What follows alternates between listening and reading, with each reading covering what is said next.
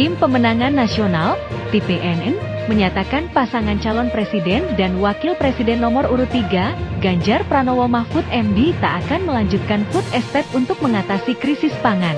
Kami berkomitmen untuk mengatasi krisis pangan, namun tidak akan melanjutkan program food estate seperti yang sekarang sedang dibangun, yang dilakukan dengan menyiapkan lahan luas dengan sebagian menebang hutan lalu melaksanakan usaha pertanian di atasnya, kata Sekretaris Eksekutif TPN Ganjar Mahfud Heru Dewanto, dalam keterangan resmi, Rabu, 24/1. Dia mengatakan, program ketahanan pangan yang akan dipakai yakni dengan mengintegrasikan lahan-lahan petani yang kecil-kecil hingga mencapai skala ekonomi tertentu sehingga dilakukan pengusahaan atau korporatisasi secara ekonomis dalam ekosistem pertanian terpadu sebagai usaha bersama.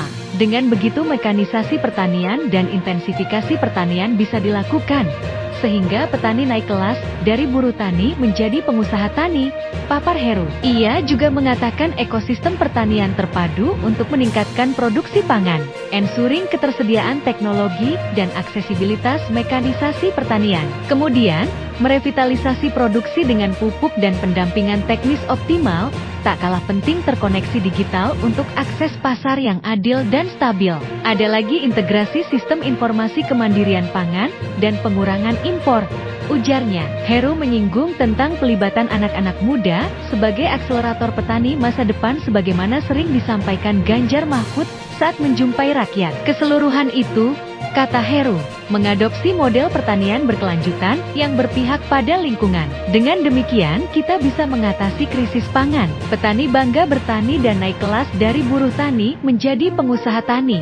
Dan anak muda akan bangga ikut bertani dan ekonomi sirkular yang mendukung pembangunan desa akan tumbuh berkembang, tegasnya.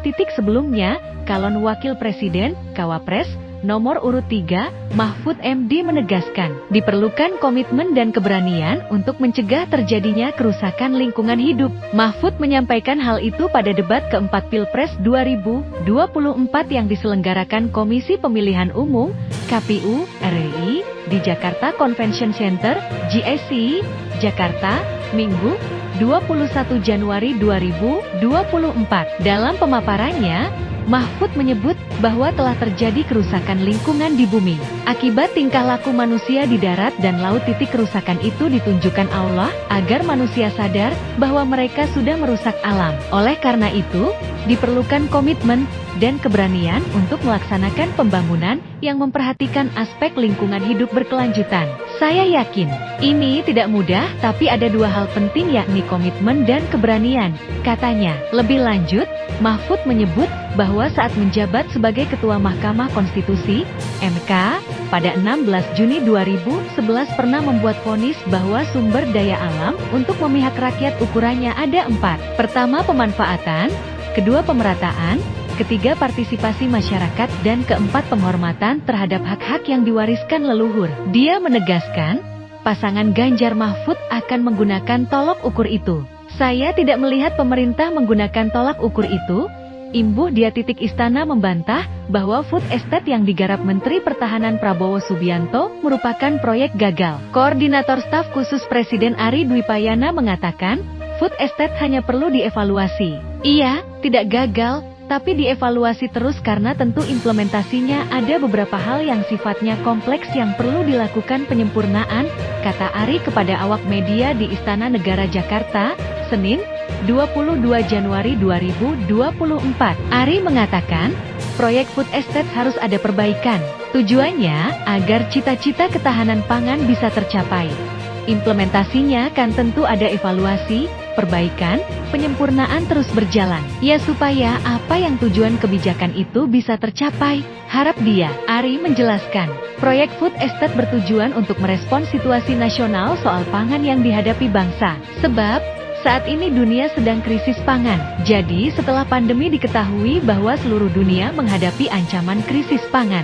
Banyak negara yang kemudian menjadi negara gagal karena dia tidak mampu memenuhi kebutuhan pangannya.